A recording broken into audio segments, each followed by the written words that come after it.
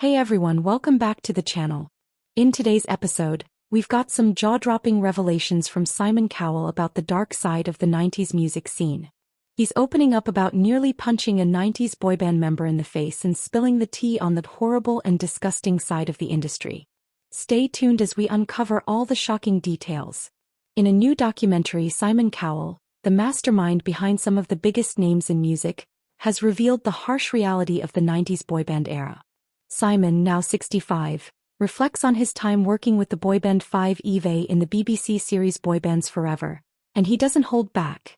He remembers one heated moment when he nearly punched a band member in the face.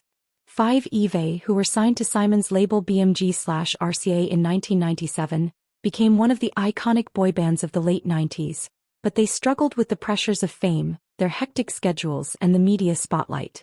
One of the band's members, Scott Robinson, even admitted that he completely lost his mind during their rise to fame.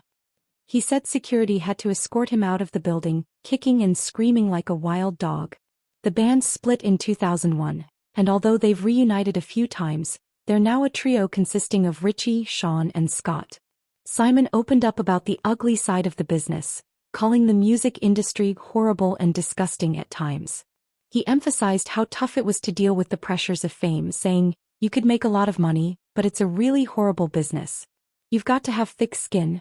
He also reminded stars that they knew what they were signing up for when they entered the industry. He went on to explain that, as part of the deal, celebrities give up their privacy and personal lives in exchange for fame. There's a contract you sign that says you will be available to shake every hand, take every picture. If you don't want that, be an accountant.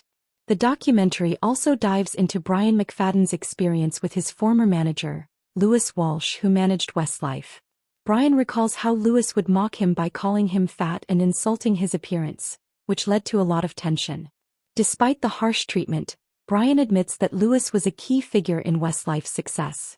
Brian reflects on how quickly his life changed, from working at McDonald's to topping the charts with Westlife's hit "Swear It Again." But fame came with its own price.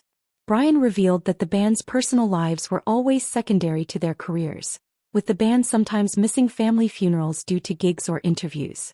There were also stories from other Westlife members like Nicky Byrne, who was often ridiculed for his teeth, and Shane Fillon, who recalls how fearful they were of Lewis's harsh criticisms.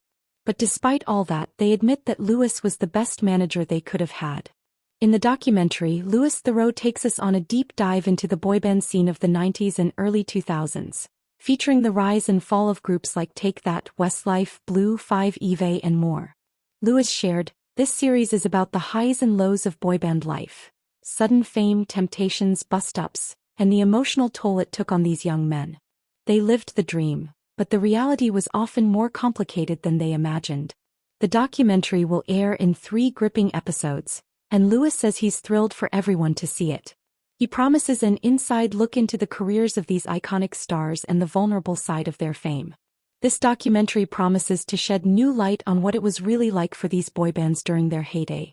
So, if you want to dive deeper into the truth behind the glitz and glamour, make sure you check it out. Don't forget to hit subscribe and ring that bell so you never miss an update. If you enjoyed this video, give it a thumbs up and share it with your friends.